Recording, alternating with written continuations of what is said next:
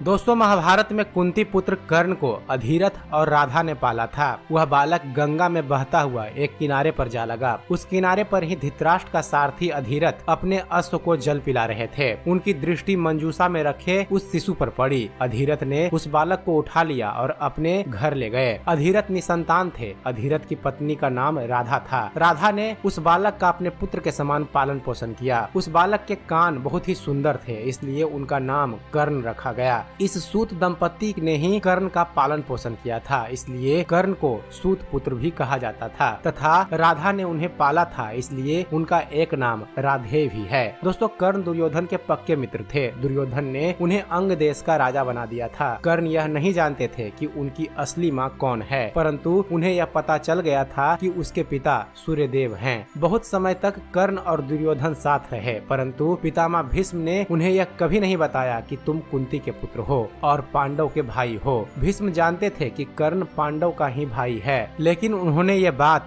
कौरव पक्ष से छिपा कर रखी। कर्ण का सत्य छिपाना भी महाभारत युद्ध का एक बड़ा कारण बना। यह बात पितामह भीष्म ने नहीं, भगवान श्री कृष्ण ने भी छिपा कर रखी थी। खुद कर्ण भी जब युद्ध तय हो गया तब यह बात जान पाए थे कि उनकी माँ कुंती है। दोस्तों, कुंती भी राजमहल में कौरवों के बीच बहुत समय तक रही थी और बाद में वह महात्मा विदुर के यहाँ रहने लगी थी। कुंती भी यह जानती थी कि कर्ण उन्हीं का पुत्र है और उनका और कर्ण का कई बार सामना भी हुआ था, परंतु कुंती ने भी यह बात उनके सामने जाहिर नहीं की कि कर्ण उन्हीं के पुत्र हैं। यही बात भगवान श्री कृष्ण को भी पहले से ही पता था जब ये कर्ण से कई बार मिले, परंतु उन्होंने भी कभी इस बात को कर्ण के सामने जाहिर नहीं किया। हालांकि यह बात भगवान श्री कृष्ण ने ही पहली बार कर्ण को बताई थी कि तुम कुंती के पुत्र हो। भगवान श्री कृष्ण ने कर्ण को यह बात तब बताई जबकि वो कौरव से पांडव की ओर से अंतिम बार शांति प्रस्ताव लेकर गए थे और वहाँ उन्होंने 5 गांव की मांग की थी, परंतु जब दुर्योधन ने उनकी मांग ठुकरा दी तो फिर भगवान श्री कृष्ण को यह समझ आ गया था कि अब युद्ध होना तय हो चुका है। ऐसे में उन्होंने महात्मा विदुर के यहाँ रुकने के दौरान कर्ण को बुलाया और वे दोनों एकांत में गए। वहीं भगवान श्री कृष्ण ने कर्ण को यह राज बता दिया था कि तुम्हारी माता कुंती है और पांडव तुम्हारे भाई है। यह जानकर कर्ण को बहुत ज्यादा धक्का लगा था और उन्होंने भगवान श्री कृष्ण से वचन लिया कि आप यह बात पांडवों को नहीं बताएंगे। इसके बाद कर्ण से मिलने के लिए उनकी माता कुंती भी एकांत में गई थी और उन्होंने कर्ण से इसके लिए क्षमा मांगी थी। कुंती कर्ण से मिलने गई और उन्होंने कर्ण को पांडवों की ओर से लड़ने का आग्रह करने लगी। कर्ण को मालूम था कि कुंती मेरी माँ है। कुंती के लाख समझाने पर भी कर्ण नहीं माने और उन्होंने कहा कि जिसके साथ मैं अब तक का अपना सारा जीवन बिताया उसके साथ मैं विश्वासघात नहीं कर सकता। तब कुंती ने कहा कि क्या तुम अपने भाइयों को मारोगे? इस पर कर्ण ने बड़ी दुविधा की स्थिति में वचन दिया कि माते, तुम जानती हो कि कर्ण के यहाँ याचक बनकर आया कोई भी खाली हाथ नहीं जाता, अतः मैं तुम्हें वचन देता हूँ कि अर्जुन को छोड़कर मैं अपने अन्य भाइयों पर शस्त्र नहीं उठाऊंगा। और कर्ण ने अपने इस वचन का पालन अपने मरते दम तक किया। उन्होंने अर्जुन को छोड़कर पांडव के किसी और भाइयों पर कभी शस्त्र नहीं उठाया। दोस्तों, जब महाभारत में कर्ण का वध हो गया तब उनके दाह संस्कार के समय ही दुर्योधन को यह बात पता चली कि कर्ण कुंती पुत्र थे।